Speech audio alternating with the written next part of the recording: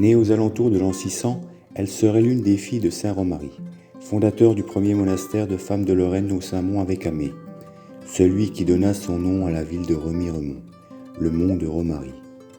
Fille en conviction et en acte, ou fille par parenté, siècles et millénaires passant, il nous est difficile de retracer sa véritable ascendance.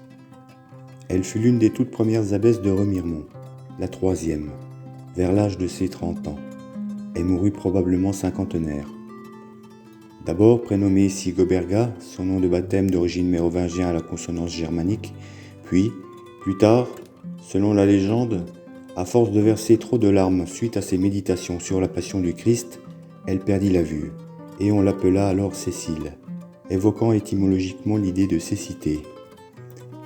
Les miracles qu'on lui attribua par la suite, par son invocation et l'adoration de ses reliques, dans la guérison des maladies des yeux, la firent encore surnommer Claire ou Clarisse. C'est sous ce nom de Sainte Claire qu'elle restera ancrée dans les mémoires. Inhumée dans l'église sommitale du Saint-Mont, elle aura droit, aux environs de l'an 1100, l'édification de sa propre chapelle en contrebas du monastère. Sa dévotion fut telle que cette chapelle fut agrandie au XIIe siècle. En dessous de cette dernière, une source que l'on peut voir encore porte son nom. Elle vit une foultitude de fidèles s'y laver et soulager leurs maux jusqu'au XIXe siècle.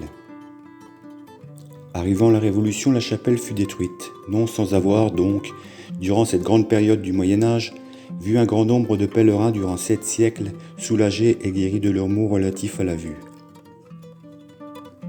Une chapelle fut toutefois reconstruite en bas de la pente, près de la ferme dite de Saint-Romary, vers l'an 1730. Rénovée en 2007, elle est à présent en vente par ses actuels propriétaires. Un étang a été creusé en 1731 à proximité de la chapelle Sainte-Claire par les bénédictins du Saint-Mont.